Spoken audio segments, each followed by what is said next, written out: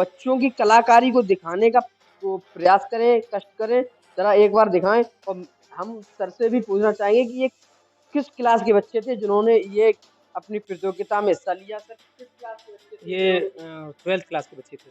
जी, और फर्स्ट इन्हों फर्स्ट कौन आया है ये इनमें? फर्स्ट, ये तो सेकंड है। और उधर अलग-अलग सेक्शन है हमारे यहाँ।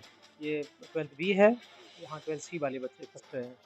जी, ये बच्चों ने फूलों से रंगोली बनाई है, और रंगोली एक शुभ संकेत देने वाली होती है। इसे हम घरों में बनाते हैं तो घर में अच्छा संदेश होता है इससे। मैं और भी दिखाने का आपको प्रयास करूँगा तब तक जैसा कि मैंने आप लोगों को काफ़ी ऐसी प्रतियोगिताएँ दिखाई, उसी हिसाब से आप लोगों को दिखा दें। स्कूल ये है संत विवेकानंद सीनियर सेकेंडरी स्कूल। अब आपको हम अंदर दिखाने का प्रयास करेंगे कि इसमें आखिर आज जो प्रतियोगिताएँ 2 दिन से चल रही हैं, क्या प्रतियोगिताएँ हैं और किस संबंध में प्रतियोगिताएँ हो रही थी? और वो भी आपको हम अपने सहयोगी से कहेंगे कि एक-एक बिंदु पर अपना ध्यान ले जाकर दिखाएँ लोगों को, दर्शकों को दिखाएँ कि आखिर प्रतियोगिताएँ थी क्या? तो जैसा कि आप लोगों ने देखा ये रंगोली है, अब रंगोली में भी बहुत कुछ छिपा हुआ है। इसमें आपके कि आखिर सर ये किस क्लास के बच्चों ने बनाई है और इसको बनाने का मुख्य उद्देश्य क्या है? इसमें आखिर छिपा क्या है? इसका क्या है उद्देश्य? इसमें क्या समझाने का जी, प्रयास कीजिए आप? ये 12th बी और सी की छात्राओं ने बनाई, जिसमें से अंशिका, निधि, आस्था, अनन्या, वंशिका, दीपाली और प्रिया की टीम ने इसे बनाया है। और इस रंगोली को आज लगभग 100 रंगोलियाँ बनाई गई थी, उनमें से इस रंगोली को फर्स्ट पोजीशन मिली है। यह रंगोली हमें बहुत सारे संदेश दे रही है। हमारा एक तरफ राष्ट्रीय पक्षी है, एक हमारी तरफ मिट्टी का दिया भी है, मिट्टी का प्रयोग करें, राष्ट्रीय पक्षी का संरक्षण करें।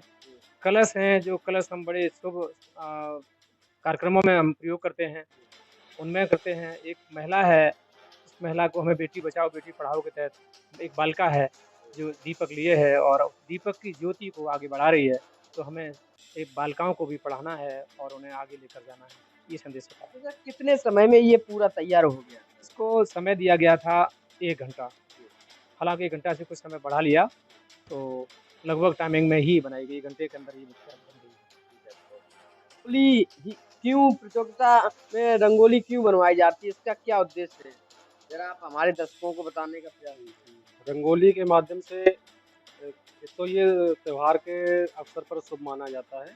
दूसरा, बच्चों में इसको लेकर बड़ी क्रिएटिविटी आती है।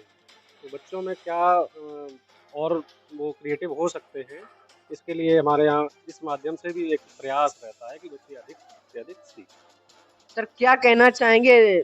आज रंगोली की प्रतियोगिता आपके यहाँ हुई है, बच्चों ने बनाई है, क्या कहना चाहेंगे बच्चों के अभिभावकों के लिए? रंगोली हमारी संस्कृति की पहचान है। हम एक अरसे से इन रंगोली के माध्यम से अपने त्योहारों को उत्सवों को मनाते चले आ रहे हैं, और हमारे उत्सवों पर रंगोली का बड़ा विशेष महत्व भी रहा है।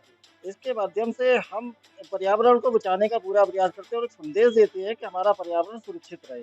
जैसे इस रंगोली के अंदर हमारी प्राचीन दीपोत्सव है, दीपक है, कलश है, और हमारे राष्ट्रीय पक्षी मोर, ये सारी चीज़ें हम इनका संरक्षण करने का प्रयास करते हैं अभी रंगोली के माध्यम सर से। क्या नाम है आपका? मेरा नाम आदित्य है। जी, अदिति जी, आप आज जब कार्य प्रतियोगिता चल रही थी, तो आपने उसमें क्या देखा?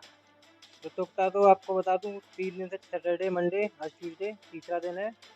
पहले हम इको फ्रेंडली के लिए अवेयरनेस बता चुके हैं बच्चों को कि सबको अवेयर करें।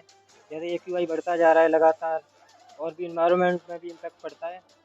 अभी आज ये रंगोली बनाई गई थी, जिसमें से ये फर्स्ट आई है। रंगोली ये एक्स्ट्रा करिकुलर एक्टिविटीज़ का पार्ट है। जैसे क्या होता है कि सारे बच्चे एकेडमिक्स में अच्छे नहीं होते हैं, कुछ बच्चे हैं आर्ट बहुत अच्छी है, तो उनकी स्किल्स के लिए आज का दिन था, उनकी स्किल्स के बारे में पता चला। और क्या है, अभी इसको दूसरे बच्चे भी देखेंगे तो वो भी और बनाने का प्रयास करें, घर पे जाके बनाएँगे। जैसे दिवाली पे आपको सबको पता होगा, दीपावली पे घर पे सारे रंगोली बनाते हैं। तो ये उसी का पार्ट है, ये एक्स्ट्रा करिकुलर एक्टिविटीज़ हैं। हर साल दिवाली पे यहाँ पे प्रतियोगिता का आयोजन किया जाता है, उसी तरीके से इस साल भी किया गया है और ये बनाई गई है। क्या कहना चाहेंगे आप दीपावली को लेकर क्षेत्र के लोगों से? दीपावली के लोगों को इस बार तो हम अपील करना चाहेंगे कि आप इको फ्रेंडली दिवाली मनाएँ, मिठाई खाएँ, रंगोली बनाएँ। बाकी जो पटाखे हैं, फायर क्रैकर्स हैं, और ऐसी चीज़ें हैं जिनका एनवायरनमेंट पर या फिर किसी भी चीज़ पर अगर इम्पैक्ट पड़ता है, नेगेटिव इम्पैक्ट पड़ता है, तो उनको अवॉइड करें, दूसरे लोगों को जागरूक करें। हम एक एजुकेशन संस्थान से जुड़े हुए हैं, तो हमारा काम सोसाइटी को अवेयर करना है। तो अवेयर ही करना चाहेंगे, अपील भी करना चाहेंगे और बच्चों से भी हमने बोला है कि अब ज़्यादातर कोशिश करें, अब पटाखे, फायर क्रैकर इन सबको अवॉइड करें। मेरे साथ संत विवेकानंद सीनियर सेकेंडरी स्कूल के सारे स्टाफ से मैंने रूबरू कराया, प्लस में निदेशक श्री से रूबरू कराया।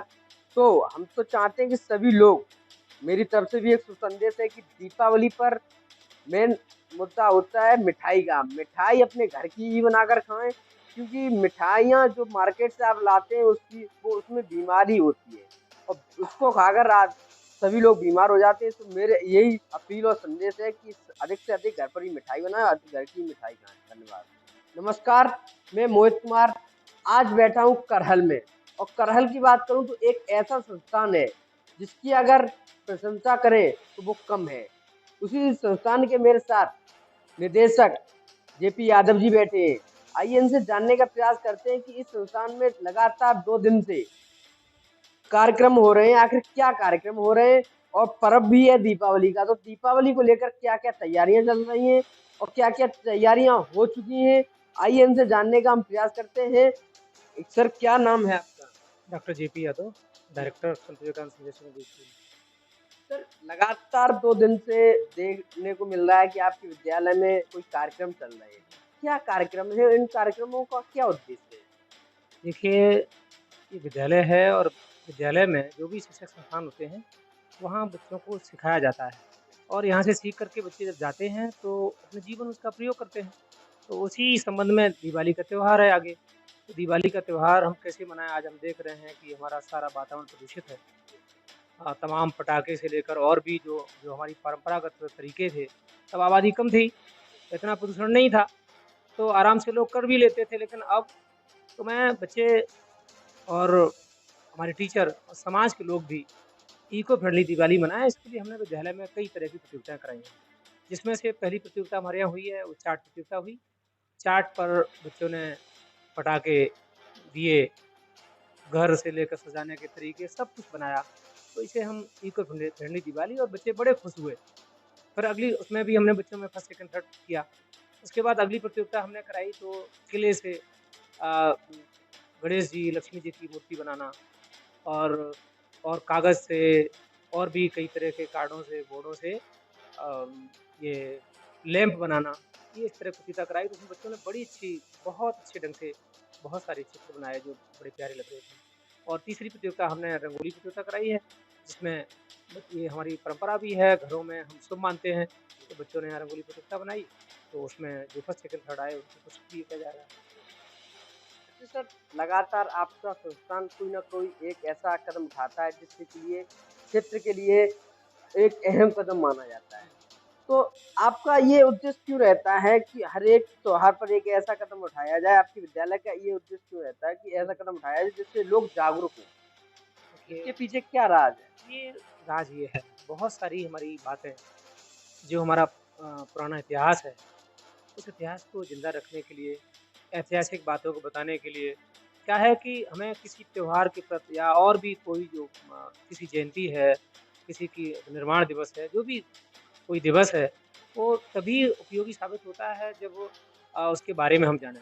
तो मेरा उद्देश्य रहता है कि मेरे बच्चे उन बातों को जानें और उन्हीं बातों को हम आप सबके माध्यम से, आप लोग भी हमारे साथी हैं और सहयोग करते हैं, सोशल मीडिया के माध्यम से समाज को देते हैं। तो समाज के लोग हमसे कहते भी हैं, "अरे! ये तो मुझे बात मालूम नहीं थी, आपके द्वारा ये बात मालूम हुई।" तो इसलिए उद्देश्य हमारा रहता है।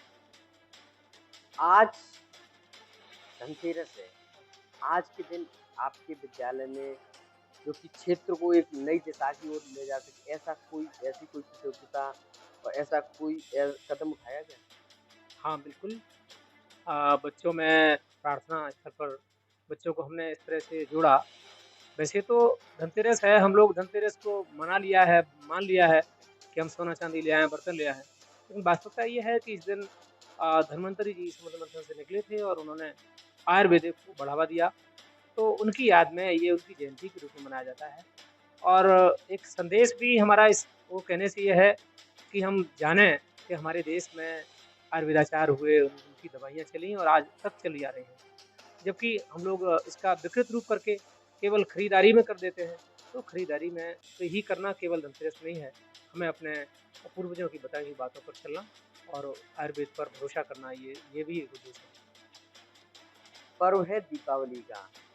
दीपावली के पर्व पर आपके संस्थान की तरफ से, आपके परिवार की तरफ से क्या शुभ संदेश है क्षेत्रवासियों को, देशवासियों को, और क्या अपील करना चाहेंगे आप?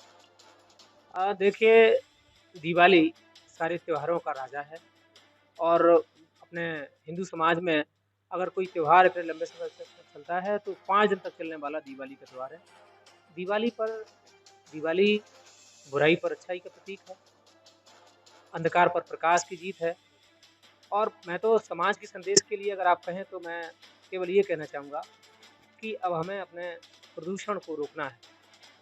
दिल्ली जैसे महानगर में जहाँ पूरे देश की राजधानी है और लोग रहते हैं, लोग वहाँ से पलायन कर रहे हैं।